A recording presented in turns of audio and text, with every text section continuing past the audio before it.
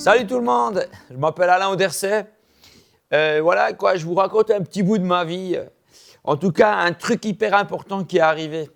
Donc, je viens d'une famille qui n'est pas autrement chrétienne, tu vois. C'est des bonnes personnes, vraiment, tout ça, mais voilà, ils sont normaux. Donc voilà, comme presque tout le monde, tu vois, on ne sait pas trop, on ne parle pas de Dieu à la maison ou de choses trop importantes pour nous, tu vois. Le but dans la vie, c'est d'essayer d'être une bonne personne, d'avoir un métier, de peut-être se marier ou comme ça. Voilà, on ne se pose pas trop de questions. Et puis, mais c'est bizarre. Quelque part, c'est bizarre. Tu vois, parce que si tu es sur Terre, c'est qu'il doit y avoir une raison. Mais on ne se pose pas de questions. On est là, puis on laisse la vie faire, on laisse la société nous dire ce qui est important pour nous. Mais voilà, bon, enfin bref, avec les potes non plus, j'ai eu plein de copains et tout ça, on parle pas de pourquoi je suis sur Terre. On est là, c'est tout, tu vois. C'est bizarre, parce que franchement, pour n'importe quoi d'autre, je sais pas, si on nous mettrait dans une salle, puis on nous dit, ben voilà, vas-y, fais quelque chose, on dirait, mais quoi, tu vois. Ouais, bref. Voilà, donc j'ai fait mon enfance tranquille, et j'avais plein de rêves. Moi, je rêvais de faire comme Elvis Presley. Vous connaissez pas, hein? Vous connaissez Elvis Presley? Non, mais écoute, bon, si vous êtes vieux comme moi, vous le savez. Mais sinon, voilà. Mais à l'époque, c'est un type qui faisait avec une guitare, puis il disait tout est fruité, tout fruité. Ah, c'était extraordinaire. Ce type, il avait l'air d'être vraiment, il avait l'air de kiffer la vie, tu vois, comment. Et moi, je me suis dit, j'ai été voir mes parents, et j'ai dit, voilà, je veux faire ça, quoi. Même ma prof, quand, à l'école, elle m'a dit, qu'est-ce que tu veux faire comme métier plus tard? J'ai dit, je veux faire Elvis Presley. Elle m'a dit, c'est pas un métier, ça. Je dis, il le fait bien. Donc, mes parents soucieux de mon bonheur, ils m'ont amené au conservatoire. Et puis, pour que je puisse faire des cours de guitare. Et puis, je me suis retrouvé en face d'un vieux monsieur qui m'a dit non, monsieur. Avant de faire la guitare, il faut faire la flûte. J'ai dit, quoi? Elvis Presley avec une flûte? Non, alors, comme c'était ça ou rien, j'ai fait de la flûte. Je trouvais ça pas très sexy, quoi.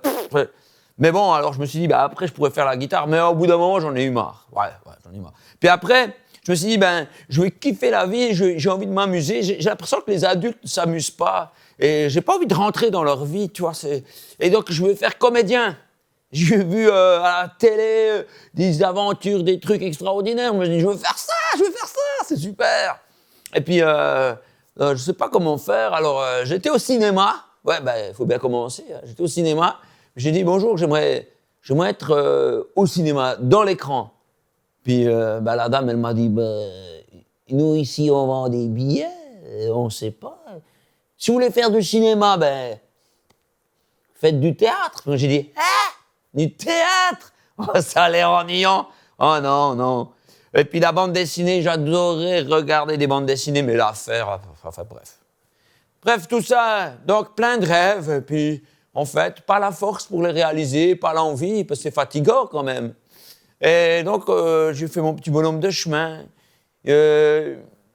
sans trop me poser de questions, voilà. Et puis, eh bien, un jour, mes parents m'ont dit, il faut faire ton caté. J'ai dit, c'est quoi ça? C'est un truc très ennuyant, mais il faut le faire. Ah, bon. Je me suis retrouvé dans une église, là, et puis il y a un type, là, un curé, là, qui est devant, je savais pas ce que c'était. C'est un type avec une robe, tu vois. Il me parlait, il me disait des trucs, quoi. Puis nous, on n'écoutait pas, parce qu'on est des gamins, quoi. Enfin, on s'en fout. Voilà, je veux dire. Et puis, même il parlait, il disait des choses, puis nous, on se lançait des papiers, toi. on se lançait des bouts de papier avec des petits mots, des dessins, tu vois. Mais quand même, à la fin, j'étais le voir, le gars, là. J'ai attendu que les copains soient loin, et j'ai dit, monsieur, parlez de quoi, vous faites? Puis il m'a dit, Je parle de Dieu. J'ai dit, qui? Et il m'a dit Dieu. Ben, je ne connais pas. Ils n'en parlent pas à la télé, je ne le connais pas.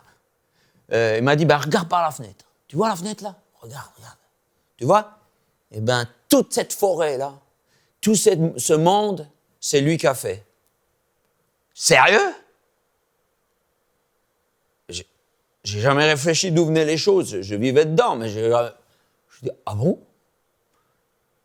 Puis après, les copains m'ont dit, allez, viens, on y va. Puis bon, ben, je me suis trouvé seul avec cette question-là. Je me suis dit, mais il habite où? Comment? Est-ce qu'on peut le rejoindre? Est-ce qu'on peut avoir contact avec lui? J'ai réfléchi, hein. Alors j'étais en train de faire du vélo, je me rappelle, j'aimais bien faire le vélo un peu partout. D'ailleurs, il faudrait que je m'y remette, là. Je roulais, et puis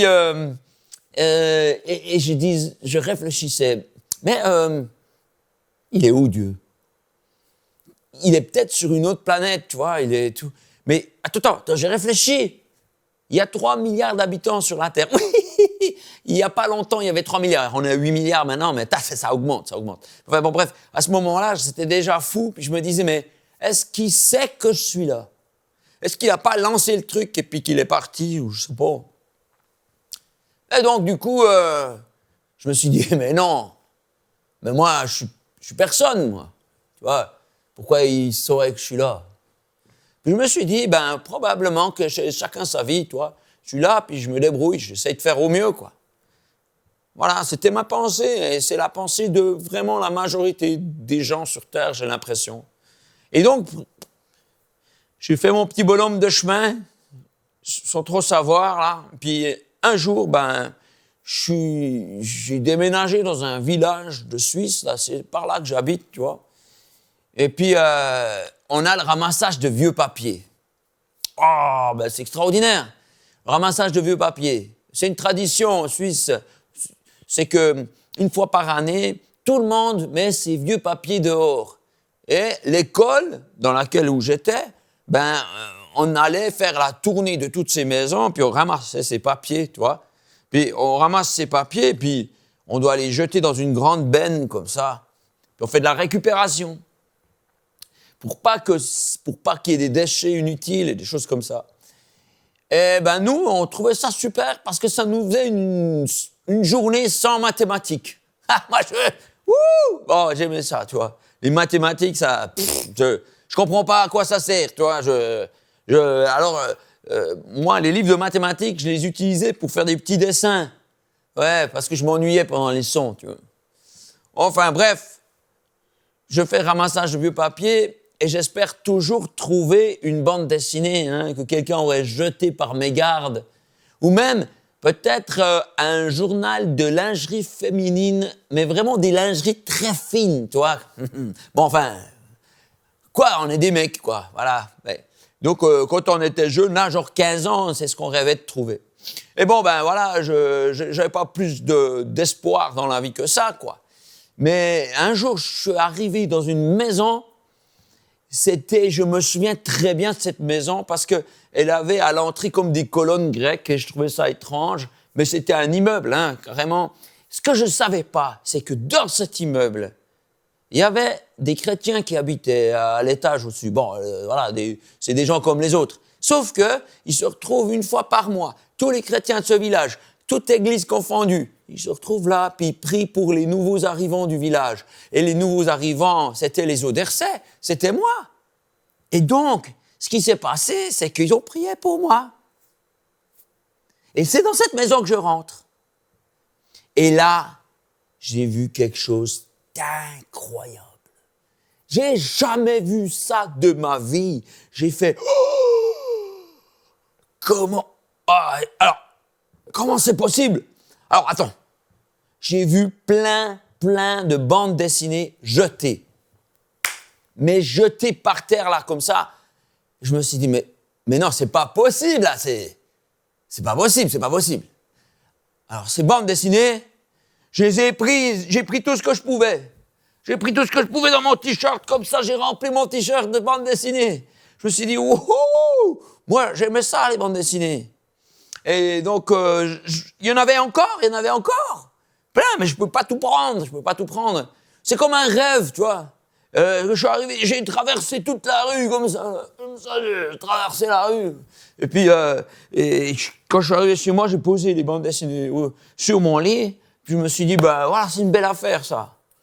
Et je connais pas ces journaux, ils s'appellent Tournesol. Et j'en ai pris un pour vous montrer. Attends, pars pas, je suis là. Tu vois, c'est ça. J'ai trouvé ce journal dans la poubelle, si tu veux. Ouais, ben, écoute, ils étaient plus petits à l'époque. Ils étaient comme ça. Ben, c'est égal, hein, c'est pareil. Maintenant, ils sont devenus plus grands. Voilà. Je trouvais ça, puis je me suis dit, ben, je connais pas ça. C'est très étrange. Parce que je connais tout ce qui se fait en bande dessinée. Ouais, je suis fan de ça. Pourquoi je les connais pas, eux? Alors, du coup, j'ai commencé à lire, tu vois. J'ai commencé à lire dès que je suis rentré de l'école, là. Puis c'était des histoires sympathiques, hein. Et puis tout à coup, il y a une histoire, là, c'est marqué, tu vois, par exemple, ici, c'est marqué Corrie ten Boom, ou bien n'importe quoi, il y a des histoires vraies dedans, des histoires qui se sont passées. C'est pas juste, voilà, une belle histoire pour faire rigoler, mais c'est une histoire vraie. Et ce qui était incroyable dans cette histoire, c'est que c'était le témoignage de quelqu'un qui a parlé à Dieu, c'est-à-dire il a fait ce qu'on appelle une prière, il a fait Dieu, voilà, je sais pas quoi, hein, et il a eu une réponse. Il a eu une réponse. Alors, c'était pas une grosse voix, c'était pas ça, c'était je me rappelle plus, tu vois, mais c'était un petit signe, un truc comme ça, mais waouh, on voit que quelqu'un répond, quoi. Genre, tu contre le mur, et puis de l'autre côté, on fait « Oh, il y a quelqu'un !» Tu vois comment? Une réponse. Et moi, ça, je savais pas, je n'avais aucune idée que c'était possible. Parce que pour moi, ces histoires de bon Dieu, toutes ces religions, mais ça sert à rien. C'est pour les gens qui ont des grosses barbes comme ça, je sais rien, c'est pour des fanatiques, pour des gens qui savent pas quoi faire de leur vie, tu vois, qui n'ont pas réussi à percer dans le tatou. J'en sais pas, j'en sais rien. Et donc, bon, moi, tout à coup, je réalise qu'il pourrait qu'il y ait un Dieu. Enfin, oui, que Dieu existe, je veux bien, mais qu'il puisse me parler. Ça c'était... Wow, c'était... Alors, j'ai lu d'autres histoires, et voilà Hudson Taylor, un type là qui va en Chine, parce que Dieu lui dit, va en Chine. Je dis, Dieu parle. Non, attends, ça... ça doit être une secte.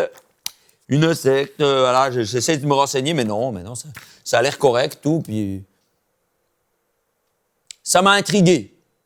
Bon, j'aurais pu faire le choix de me dire, ouais, non, c'est n'importe quoi. Mais c'était pas ça, parce que s'il y a une chance que ce soit vrai, c'est quand même bête de passer à côté d'un truc pareil. Vous trouvez pas? Ça serait trop bête. Imagine que je puisse communiquer avec l'être le plus puissant de l'univers, comme ça.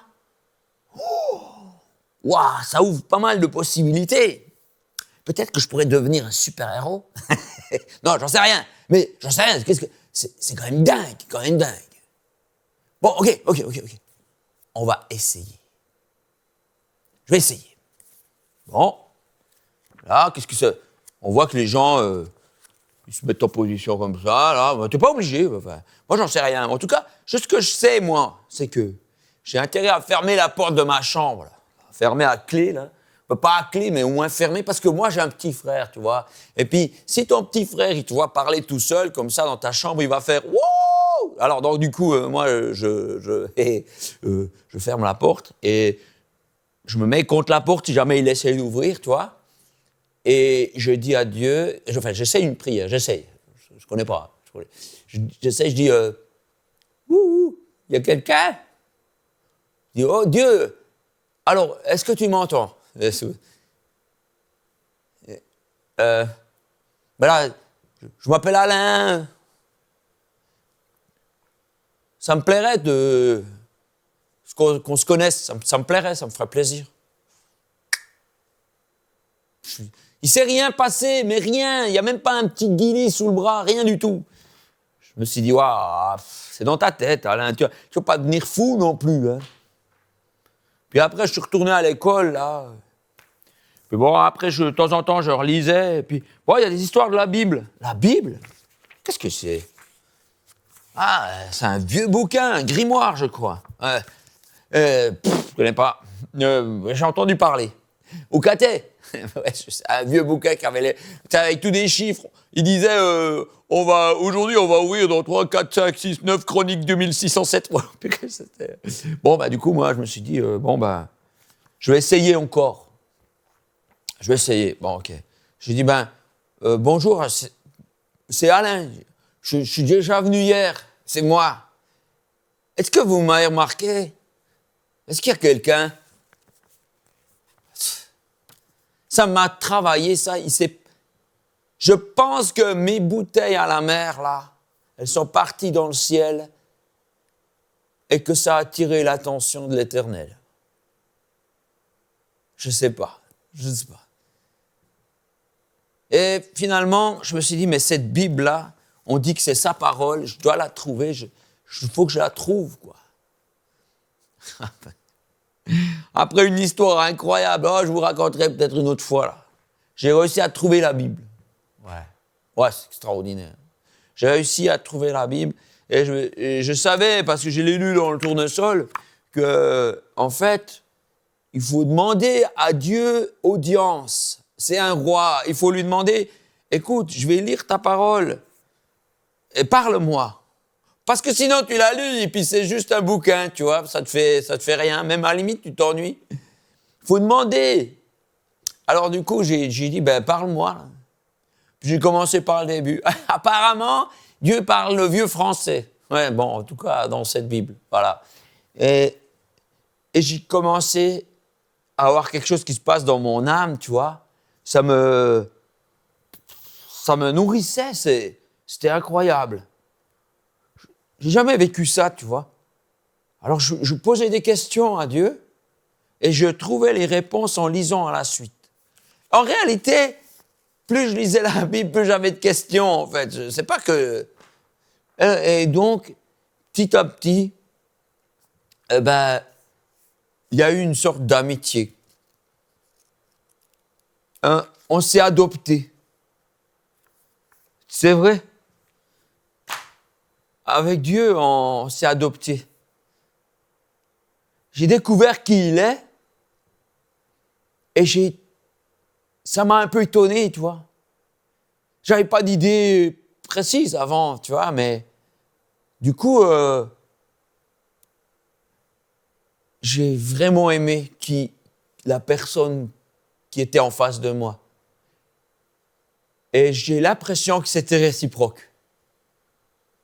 Et un jour, je me suis dit, mais voilà, Alain, est-ce que c'est dans ta tête tout ça? Regarde ce que tu fais, tu parles à quelqu'un que tu ne vois pas et tout ça, c'est n'importe quoi.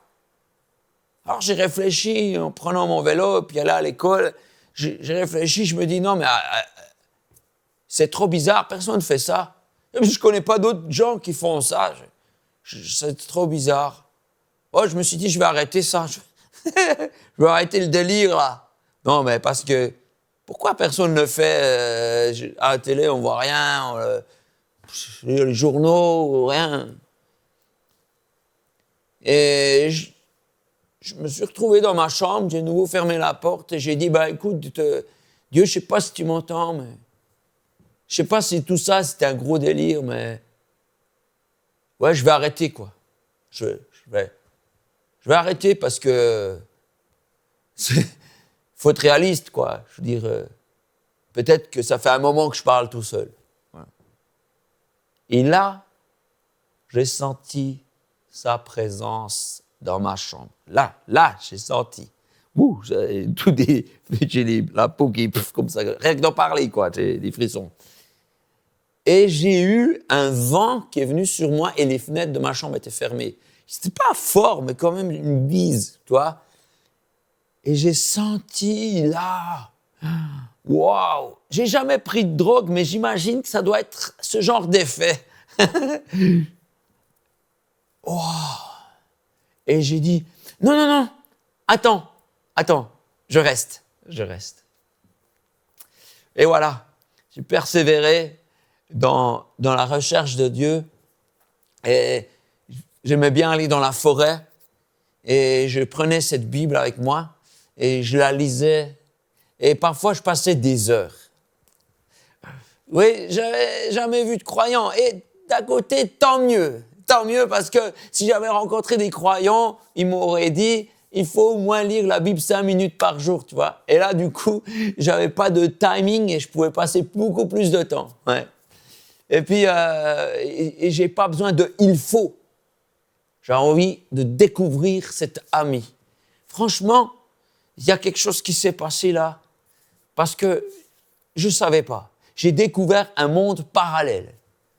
Et non mais, en fait, Dieu existe vraiment. C'est dingue! C'est juste qu'on n'en parle pas. Ou les gens qui en parlent, ils ont l'air un peu bizarres. Hein. Oui, alors, il y en a des qui en parlent. Il faut que je vous dise. J'ai découvert des gens qui étaient des autres croyants. Oui, c'était une boom. Ah, vous savez pas ce que c'est une boom. Hein. C'est comme une disco. Ouais, vous savez pas ce que c'est une disco. C'est comme une techno, comme ça, voilà, dans un garage. Et puis, il y a un gars qui me parle de ses passions, de la musique. Il me dit, tu connais U2? C'est un groupe de musique. J'ai dit, ouais, je sais pas, ouais.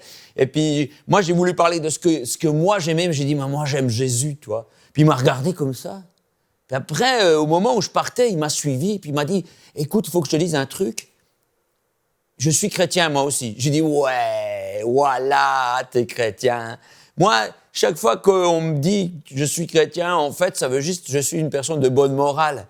Non, mais moi, je parle d'une amitié avec Dieu, tout ça. Puis j'ai dit, mais moi aussi. J'ai dit, ouais, voilà, c'est ça. Je ne croyais pas. Il a dit, je te présente ma maman, mes parents, viens. Alors, j'ai été le voir chez lui, et quand sa maman a ouvert la porte, j'ai vu quelque chose de Dieu dans sa maman, et j'ai pensé pour la première fois, je ne suis pas tout seul. Il y a d'autres croyants. Hey, il y en a plein. Mon voisin, alors lui, il est venu croyant à peu près en même temps que moi. Mais il y a aussi l'autre, là, le facteur, là, celui-là qui amène le courrier.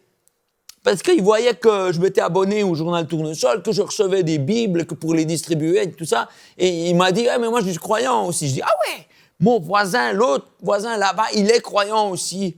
Et le gars qui est responsable de je sais pas quoi, de la mairie, il est croyant aussi. Et celui-là, il y en a partout. Eh bien, j'ai dit, ils étaient où avant? Ils étaient cachés, Alors, j'ai une théorie. À mon avis, ils étaient cachés, ils étaient avec des jumelles comme ça, puis ils attendaient que je devienne croyant. Puis quand je suis devenu croyant, ils ont dit, les gars, on peut sortir! Ils sont tous sortis, tu vois. Et ils sont partout. Hein. En fait, ils se cachent. Ouais, ils se cachent dans des bunkers qu'on appelle église évangélique ou église catholique, protestante, ce que vous voulez. Ils sont cachés et ils parlent pas de ce qu'ils vivent. Ils le gardent pour eux parce qu'ils ont peur. Ils vivent dans la peur. Je sais pas qu'est-ce qui se passe. Enfin, bon, il y en a d'autres qui font peur, hein, parce qu'ils viennent vers toi puis ils disent « Ouais, tu dois croire ». Enfin, je sais pas quoi, mais ils sont rares, ceux-là, ouais. Mais du coup, je me dis « Mais pourquoi j'ai jamais vu ces gars, quoi ?»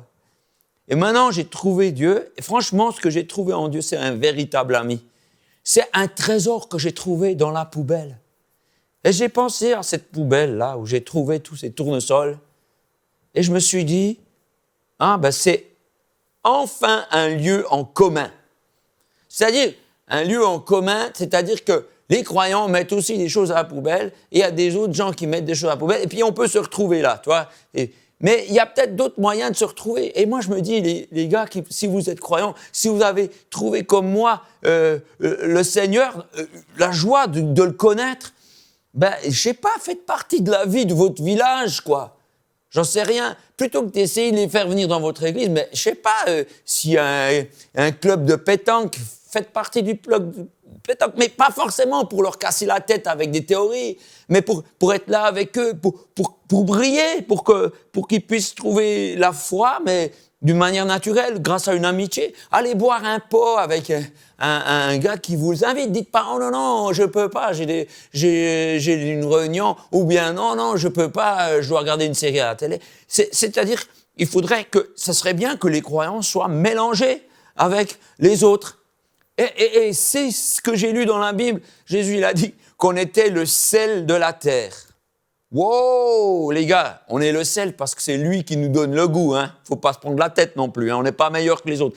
Mais il faut qu'on soit dans la soupe. Ouais, parce que tous réunis au même endroit, puis cachés sans que les autres nous voient, ça sert à rien. Donc une salière, bon, c'est bien joli, mais le but, c'est quand même qu'on soit un peu là où les gens vivent, c'est-à-dire dans des clubs, dans des choses comme ça. Alors, juste pour vous dire, parce que j'ai commencé l'histoire avec Elvis Presley, quand j'ai trouvé la foi, ça m'a donné, mais c'est comme si j'avais une graine en moi qui a toujours été là. Elle est dans chaque personne. Et puis, j'ai eu un rayon de soleil de Dieu à ce moment-là, et ça l'a ouvert. Et une créativité est sortie comme ça, et c'est dingue. J'ai commencé la guitare. Oui, j'ai dit à Dieu, hey, donne-moi une guitare, je sais pas où on trouve ça, je sais même pas, est-ce que tu pourrais... Et puis je sors dans la rue, et puis je vois un voisin avec la main complètement bandée, j'ai dit, qu'est-ce qui t'arrive? Je dis, je me suis blessé avec un tournevis. Puis j'ai dit, ah mais tu as pas une guitare, toi? Et puis tu peux plus jouer? Et il m'a dit, oui, je te la prête, voilà. J'ai commencé comme ça. Et puis après, j'ai commencé à faire du théâtre. Oui, parce que j'avais envie de partager ce que j'avais trouvé. Puis j'ai commencé à dessiner, mais pas juste dessiner parce que je savais pas quoi faire, parce que j'avais un message. J'ai envie de partager ce que j'ai trouvé. Ce serait ne pas le faire, c'est non-assistance à personne en danger. J'ai envie de le partager. C'est comme quand on est amoureux, on parle de notre copine à tout le monde, et puis tout le monde se dit, oh là là, il est amoureux. Enfin bref, c'est ça. Et donc, du coup, c'est ça que j'ai fait.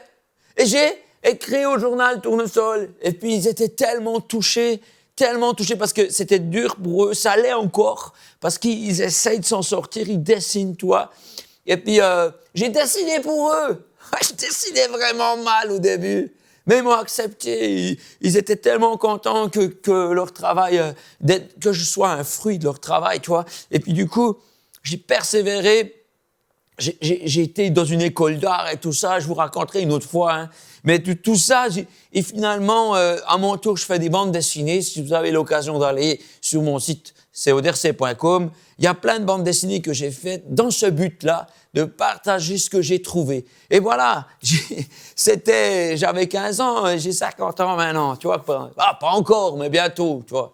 C'est bizarre de se dire qu'on a cet âge-là, parce que ça arrive pas tous les jours, quoi. Enfin, bref, j'aimerais juste vous dire, Dieu existe. Essayez.